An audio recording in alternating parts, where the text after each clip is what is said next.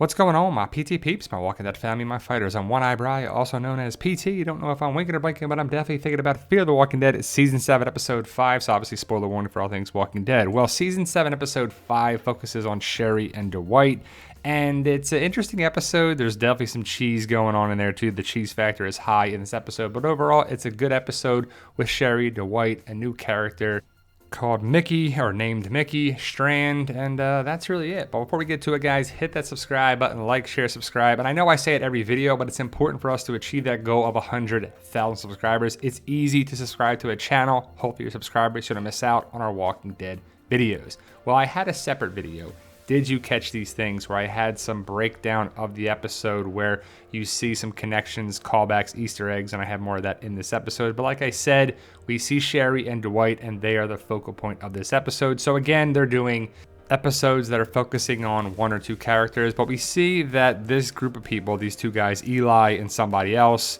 they got this fruit, a dragon fruit. And then Sherry and Dwight are stopping them. But to me, I'm asking the question, how do you know they stole the food? I mean, they did, but how do they know that, right? Either way, Sherry, Dwight, they take out the guy in the white. The guy in the black is Eli, who ends up killing the people in the bunker later on. And I don't know what Sherry and Dwight have been doing all this time, how much time really went by, but they have a reputation. And it's kind of cool, but also like, really? They're getting that much done here? But either way, Sherry, Dwight, we see the red object theory around here, that's for sure. But it's pretty cool that they have different things that they bring around. Like, oh, we got this video game for the girl in the bunker. We see that Sherry and Dwight are connected with the people in the bunker. Well, they want to leave the people in the bunker, and they don't. We see that they get on the radio from time to time, and the Padre elusiveness is still there. Like, what's Padre? We don't know what Padre is. How about this? We only got glimpses of it. Everybody's hearing about Padre, but from who? Like, where are these radio broadcasts coming from? If there are any.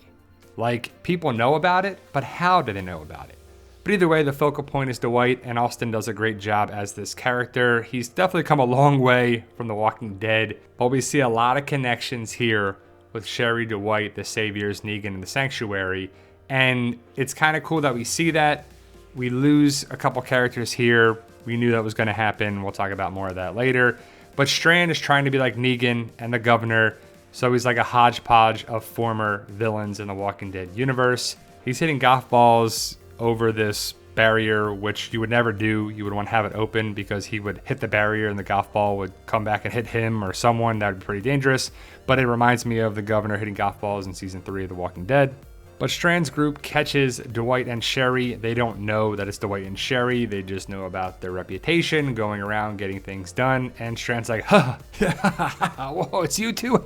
That's crazy, right? You know them? Yes, they know each other. It's a big thing here. And I do like that Dwight was sticking up for Morgan and everybody else, because Strand says that it's complicated, it's not easy to stay here. So Strand is basically keeping people around that are good for him, that will provide him a service. But then we see this old man and this girl playing checkers. What do they really bring to the table? We see callbacks with the pretzels and the beer and, you know, board games, red, all I see is red and black on the checkerboard. But it's cool to see some callbacks to the Walking Dead universe. And I bring up the question, is it a cool connection or lazy writing?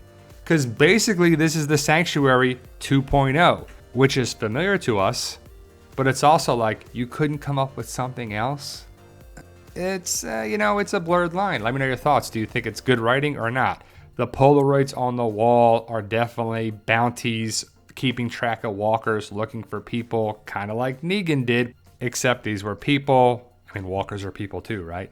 Yeah, they were people. But it's just pretty cool callbacks. It's familiar to us, and I like when they do that. And it's really convenient for Sherry and Dwight to be here to see that. And the fact that Strand calls it a sanctuary and Sherry calls him out on it is great, because we were all thinking the same thing, right? We're seeing the connections. It's obvious to us. The writing is made to be obvious for us. It's not really that hard to understand. Sherry, to me, is either pretty good or pretty bad. I understand where she's coming from, but the acting is a little much at times. The projector there reminds me, well, behind Sherry, the projector reminds me of The Kingdom. Also, there's people painting, which is kind of a callback to The Walking Dead. But Sherry and Dwight do not stay with Strand. They have to go find this Mickey person. Turns out that Mickey is played by Aisha Taylor.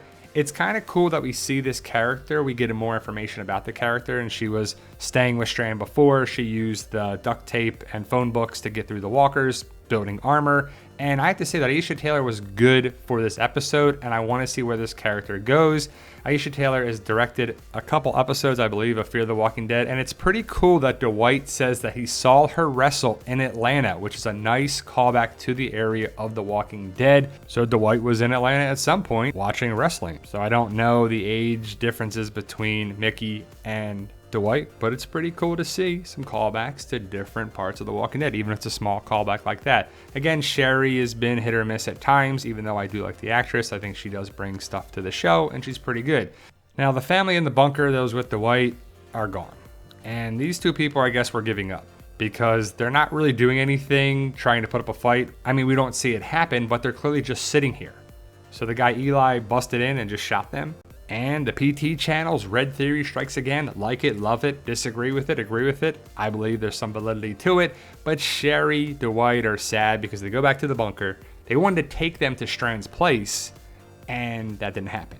So their daughter, I believe her name was Brigga, which is definitely a different name. But when she's a walker and Dwight grabs her, she looks at his hand. It's like, what? Why is she not trying to claw into Dwight, to rip into Dwight? But, the continuity's not there with walkers. So Eli goes and kills the family in the bunker, and it's got to be because Strand ordered it, and Strand wanted Dwight and Sherry to stay with them and to go find Mickey, and they do. So they decide to go to the wrestling arena gym that Mickey and her husband Cliff were running and owned, the Grapple Chapel Wrestling Club. And I'm not sure why all the walkers were being attracted to this area, but they were nonetheless. So they do the good old guts trick. So a good callback to The Walking Dead, that's for sure, but a little different twist on it. So they get inside the Grapple Chapel, and there's nobody in here. Nobody's making noise. No one's around here. But they get inside, and the whole thing with the hand, the walker hand that's right by Sherry's hair, kind of bothered me. It's like that walker would be ripping at your hair and pulling her hair. Like, it just happens several times. We're like, are we supposed to just overlook that? I guess so, right? Maybe I'm nitpicking, but it was just like, I'm just being honest with what I'm saying when I watched the episode. You see the guts all over Aisha Taylor's armor, and when she sees her husband or fiance or really boyfriend, I don't think they were married, it's sad. But it's also like, why isn't this walker trying to bite and rip into Mickey right here? Again, the walker continuity's not there. So then we get to the crazy, weird music montage where they're taking out walkers. And I have to say, it's a bunch of different things. It's cheese, it's entertainment, it's enjoyable, it's campy. It's like, what's going on here? The music just threw me off. He's killing walkers with trophies. The walkers are clearly fake at times. And they bust out the WWE wrestling moves, which I can understand, they're wrestlers. But I mean, when do you have time to just pick up a walker and go, wa-boom, and then to jump down real dramatic with the finisher? It's like Fear the Walking Dead is trying to be so many different things. It has an identity crisis.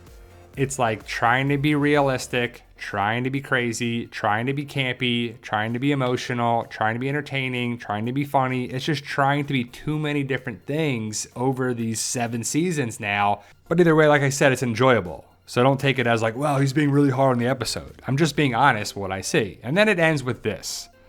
These Fallout people. We see our 3 heroes here, Mickey, Sherry, and Dwight. They're surrounded by this unnamed group.